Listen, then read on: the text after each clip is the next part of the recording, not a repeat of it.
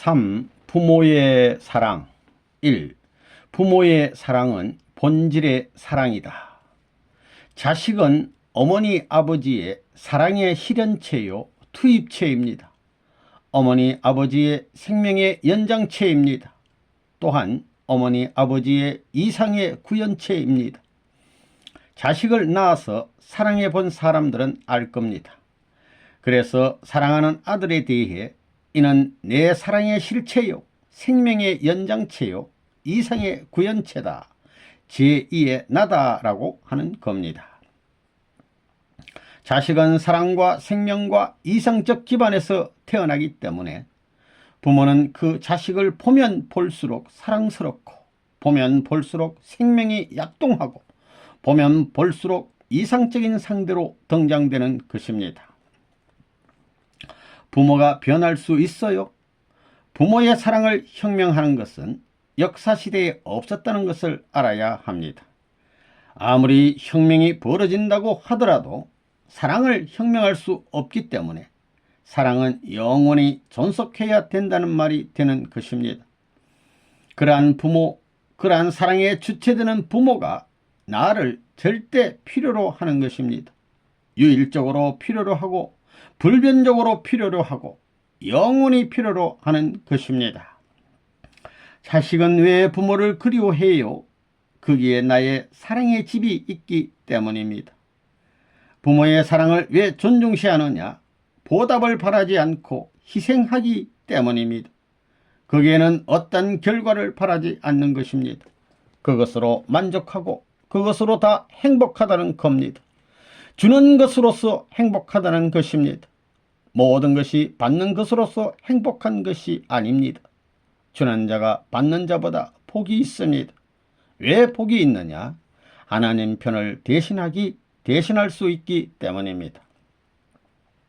부모가 자식에 대하는 사랑은 그냥 그대로 생활적인 인연만을 통해서 하는 그런 사랑이 아니라 뼈골에서 우러나오는 사랑인 것입니다. 잊으려 해도 잊을 수 없고 끊으려도 끊을 수 없는 사랑의 마음을 부모는 가지고 있는 것입니다. 자식과 생명의 인연이 맺어져 있다는 것을 느낄 때 부모에게서는 자식을 사랑하는 마음이 자연적으로 우러나오는 것입니다. 참 사랑은 무엇이냐?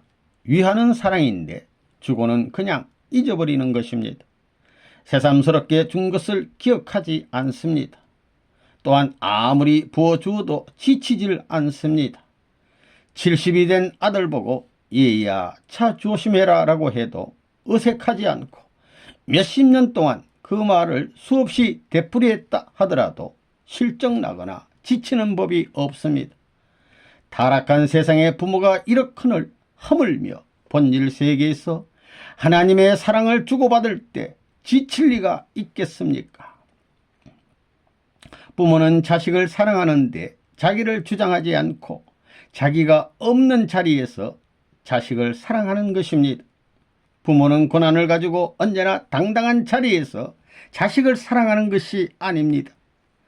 부모는 자신을 희생하더라도 자식이 훌륭하게 자라기를 바랍니다. 부모는 변하지 않는 사랑의 주인입니다. 부모라는 존재는 자식이 천태만태로 변해 별의별 짓을 다 해도 자식을 위하는 마음만은 변함없습니다. 때문에 변하지 않는 부모의 사랑이 귀한 것입니다. 부모가 사랑하는 자식을 위해 뼈골이 녹아나도록 고생을 하지만 힘든 줄을 모르는 것입니다. 왜? 사랑하기 때문입니다. 자기의 피살을 깎아주고 그 값어치가 얼마인지 장부에 치부해 둡니까? 안 합니다. 오히려 몽땅 주지 못해서 안타까워하는 것입니다. 부자 관계는 어떤 것이냐? 사랑을 중심 삼고 무슨 관계겠느냐? 부자 관계는 부모의 사랑이 원인이면 그 자식은 사랑의 열매요 결실이다, 이렇게 보는 겁니다. 결실과 원인이 동떨어진 자리에서 출발한 것이 아니라 한 자리에서 출발을 본 것입니다. 부모님의 사랑이 원인인데 그 사랑 가운데 내가 결실로 태어났다는 말이 무슨 말이냐? 부모님이 현재 사랑하는 자리의 결과로 등장한 것이 나라는 겁니다. 그러므로 사랑과 더불어 일체화한 원인과 결과의 자리를 대등하게 갖고 태어난 것이 부자 관계에 있어서 자식이라는 것입니다. 부자 관계는 종적인 면을 대표합니다. 그렇기 때문에 부자 관계의 사랑은 변할 수 없습니다. 우리 인간 역사상에도 그렇잖아요. 부부의 사랑은 행적인 면의 인연이기 때문에 사방성을 갖춘 겁니다. 그러므로 부모가 자식을 버릴 수 없고 자식이 부모를 버릴 수 없다는 겁니다. 자식에게 있어서 부모를 대하는 기쁨은 그야말로 세계를 대표한 기쁨이 되어야 되고, 부모에게 있어서 자식을 대하는 기쁨은 세계를 대표한 욕망을 충족시킬 수 있는 기쁨이 되어야 합니다. 부자의 관계는 그야말로 우주의 근본이 아닐 수 없는 것입니다. 기쁨의 근본이 거기에서부터 싹들 것이고, 슬픔이 시작된다면 그 이상의 슬픈 자리가 없다는 것을 결론 지을 수 있는 것입니다. 부자의 관계는 뭘 두고 말하는 거예요? 이것은 핏줄이 연결된 것입니다. 아버지라는 말 가운데는 사랑이 게재되어 있고 핏줄이 게재되어 있다는 것입니다. 직계 자녀가 되기 위해서는 사랑으로 한 몸이 되어야 됩니다.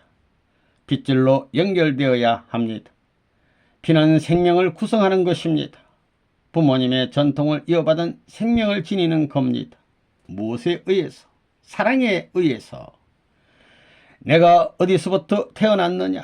나는 부모의 사랑이 지극히 꽃피는 자리에서 태어났다는 겁니다.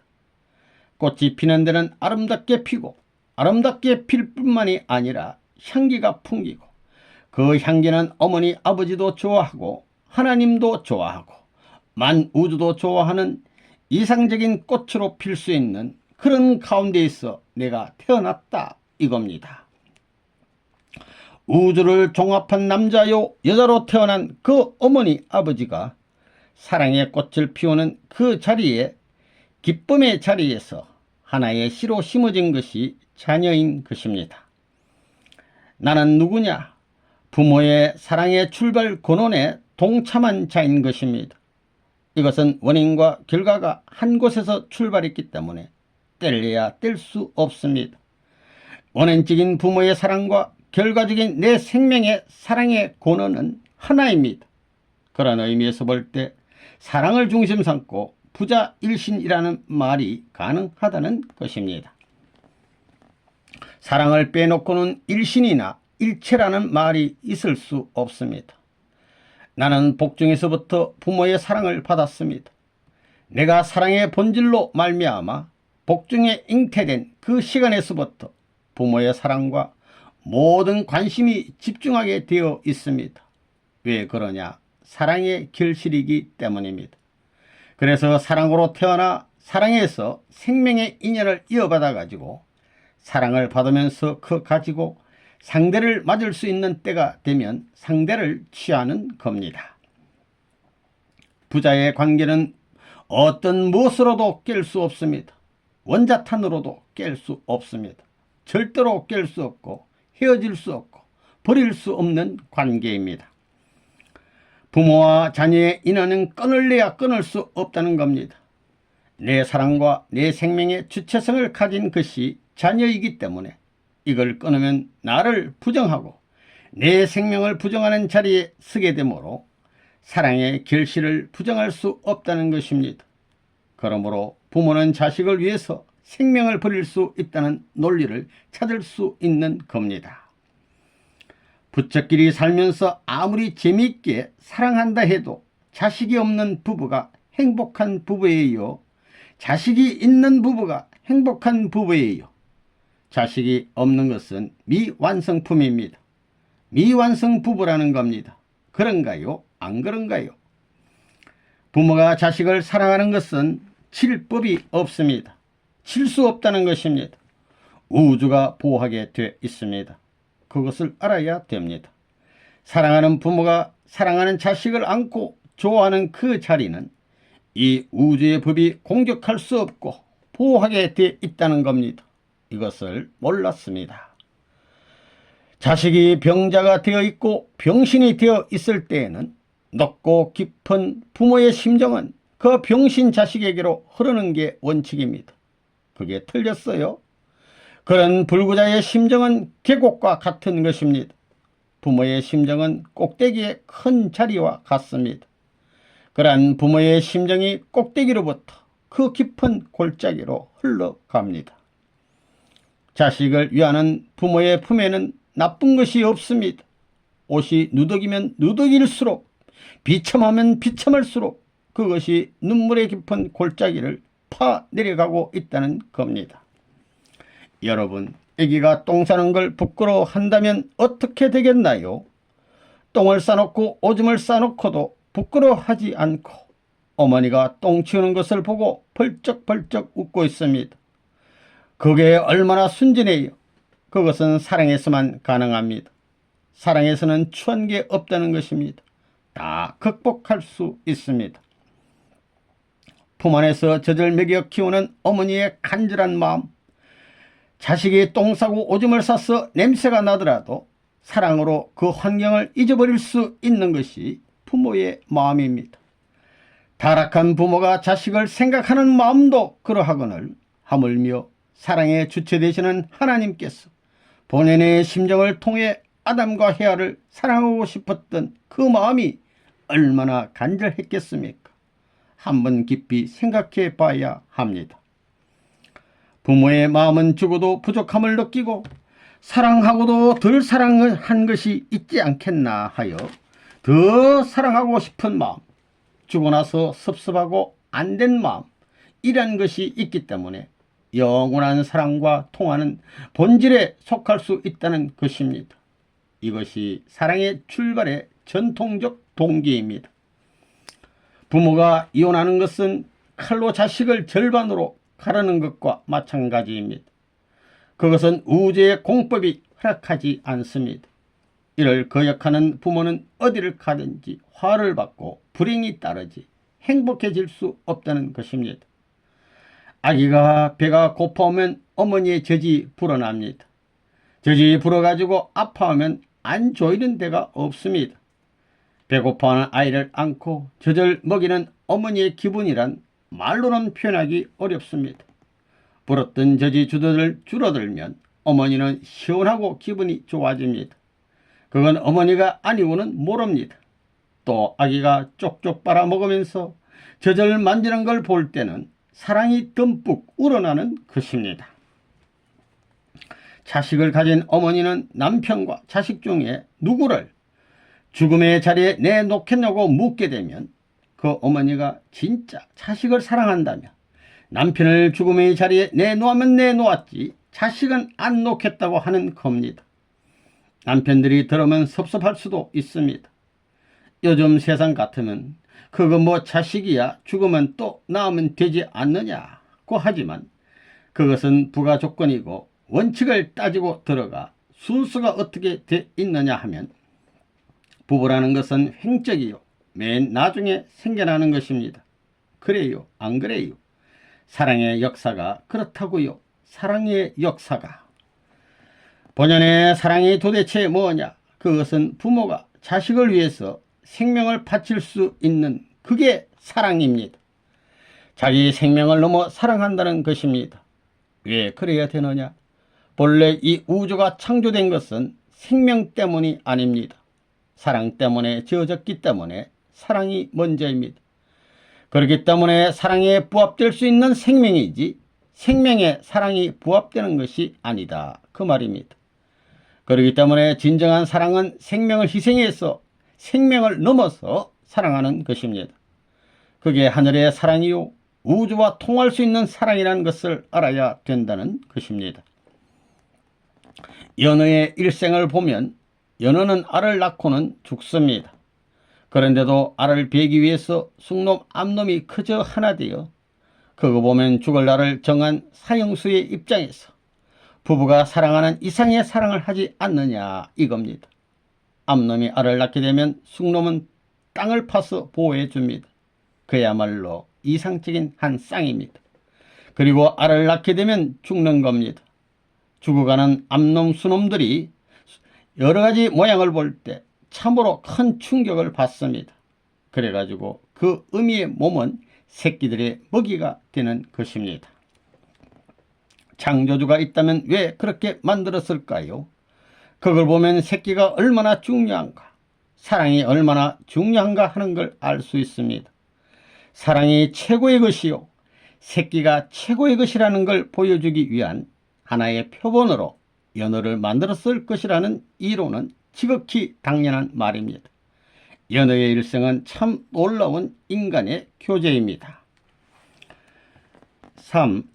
나누고 또 나누어도 완전한 부모의 사랑. 자녀는 왜 사랑하는가? 왜 사랑하지 않을 수 없는가? 그것은 하나님의 창조의 위엄을 우리가 행적인 실체권에서 이어받은 것과 마찬가지이기 때문입니다. 아담과 헤어를 지어놓고 하나님이 기뻐하던 그 기쁨을 우리도 느끼는 것입니다. 하나님의 사랑을 이어받고 하나님의 창조적 권한을 이어받는 것입니다.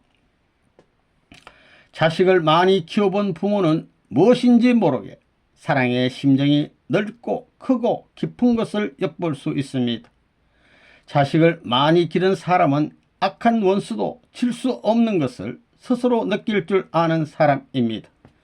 그만큼 무엇인지 모르게 넓은 터전에 서 있고 넓은 법도를 가지고 살고 있는 것입니다.